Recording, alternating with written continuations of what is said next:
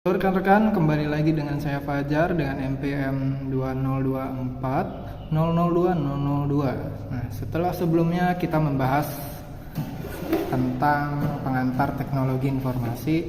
Nah, sekarang pertemuan kedua ini saya akan membahas tentang hardware komputer, yaitu memahami komponen fisik sistem komputer.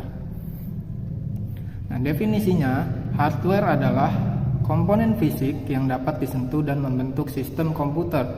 Setiap perangkat keras memiliki fungsi spesifik dalam ekosistem komputer. Nah, sinergi hardware dan software. Tanpa hardware, software tidak dapat berjalan. Keduanya saling bergantung. Hardware menyediakan platform fisik untuk eksekusi program. Nah, di sini ada 3 kelompok utama hardware, yaitu input device, alat untuk memasukkan data, contohnya keyboard, mouse, scanner, ataupun mic. Yang kedua ada output device, yaitu alat untuk menampilkan hasil, ya seperti monitor, printer, speaker, ataupun proyektor. Lalu yang ketiga ada sistem unit, pusat pengolahan data, seperti CPU, motherboard, memori dan storage, GPU, dan lain-lain. Nah, masuk ke input device ada keyboard, yaitu alat untuk mengetik data dan perintah ke sistem komputer. Lalu ada mouse, pengendali pointer layar dari mekanik ke optik dan laser. Lalu ada scanner, mengubah gambar fisik menjadi data digital dalam bentuk dokumen. Dan mungkin juga ada mic, ya, memasukkan suara menjadi digital. Lalu ada output device.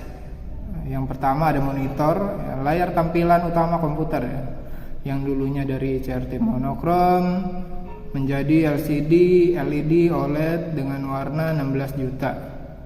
Yang kedua ada printer, mencetak dokumen ke media fisik. Printer kualitas cetak terus meningkat. Lalu ada speaker, mengeluarkan suara audio sistem stereo hingga surround yang berkualitas. Nah, masuk ke paling penting, yaitu sistem unit. Nah, di sini ada motherboard, disebut juga mainboard atau logic board, adalah papan sirkuit utama di komputer yang menjadi tempat terpasangnya seluruh komponen hardware utama, seperti CPU, RAM, GPU, storage, dan power connector. Fungsi utamanya menghubungkan seluruh komponen komputer, menyalurkan daya listrik ke seluruh komponen, mengatur komunikasi data antar perangkat keras melalui chipset, menyediakan slot ekspansi untuk upgrade komponen, dan yang terakhir menyimpan firmware, BIOS atau UEFI untuk mengatur konfigurasi dasar sistem. Nah, yang digambar sebelah itu adalah motherboard yang besar, ya. Dan yang kecil itu adalah back panel yang menghubungkan antara input, output ke sistem unit. Nah, motherboard itu ada form factornya sendiri, dari yang besar hingga terkecil. Nah, semakin kecil motherboard itu semakin mahal, karena mereka harus memadatkan komponen tanpa harus ada pemangkasan komponen itu sendiri. Dari yang extended ATX, ATX, micro ATX, dan mini ITX. Nah, yang kedua ada CPU atau Central Processing Unit, komponen utama komputer yang bertugas mengolah data dan menjalankan instruksi dari perangkat lunak. CPU juga sering disebut otak komputer, karena hampir semua proses logika, perhitungan, dan kontrol sistem dilakukan di dalamnya. Fungsinya melakukan perhitungan matematika dan logika, mengontrol dan mengordinasi kerja seluruh komponen komputer, menyimpan sementara data dan instruksi yang sedang diproses melalui register dan cache. Dan yang terakhir mengirim hasil pengolahan ke perangkat lain. Lalu ada juga memori, yaitu RAM dan ROM. RAM atau Random Access Memory menyimpan sementara saat komputer bekerja dan hilang saat komputer mati. Dan ROM, Read Only Memory, menyimpan permanen berisi dasar program komputer Data tidak hilang saat mati, menyimpan firmware system. Nah, yang hijau di atas itu adalah bentuk utama dari RAM itu sendiri.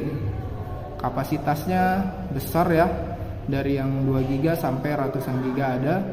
Nah, sedangkan yang bawahnya itu hanya casing untuk menambah nilai menarik aja. Dan juga selain menambah nilai menarik, itu juga menjadi pendingin karena biasanya terbuat dari logam. Nah, yang selanjutnya ada visual device. GPU atau Graphic Processing Unit adalah otak visual komputer yang bertugas mempercepat tampilan grafis atau render dari 2D dan 3D serta menangani perhitungan paralel besar seperti pada gaming, desain, dan AI. Berdasarkan pemasangannya, integrated GPU yaitu tertanam di CPU, hemat daya, cocok untuk aktivitas ringan. Jadi dia menyatu dengan CPU itu sendiri. Ya, kemampuannya mungkin seadanya saja. Nah, yang kedua ada dedicated GPU, kartu grafis terpisah dengan VRAM sendiri. Nah, yang jelas performanya jauh lebih tinggi. Yang digambar ini adalah dedicated GPU ya. GPU juga sebenarnya sebuah kepingan papan sirkuit yang di atas itu, yang dilapisi berbagai macam bahan untuk mendinginkan GPU itu. Lalu ada yang ketiga, eksternal GPU eksternal yang menghubungkan via Thunderbolt atau USB-C untuk laptop. Jadi eksternal GPU itu adalah docking tersendiri untuk menyatukan GPU yang besar ini, yang mahal ini, ke laptop dengan bantuan docking. Lalu yang selanjutnya ada storage device. Yang pertama ada hard drive, yaitu HDD, penyimpanan magnetik berkapasitas besar untuk desktop, harganya juga ekonomis per giga. Lalu yang kedua ada SSD, solid state drive, penyimpanan cepat tanpa bagian bergerak, lebih tahan guncangan, konsumsi daya rendah, harganya lebih tinggi. Nah, jadi yang biasa orang kenal adalah HDD yang besar, kapasitasnya besar, juga murah. Nah, semakin perkembangan zaman semakin mengecil, semakin cepat juga. Nah, yang terakhir ada NVMe SSD. Itu lebih kecil, lebih cepat, lebih panas juga. Dan jelas harganya lebih mahal.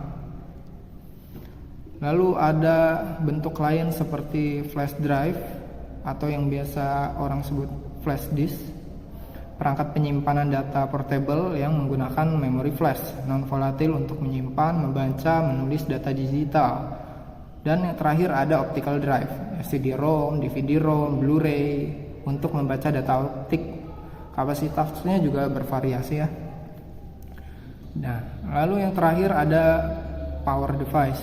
Yang pertama ada PSU atau power supply unit, komponen utama komputer yang berfungsi mengubah arus listrik AC menjadi DC yang digunakan oleh seluruh komponen komputer.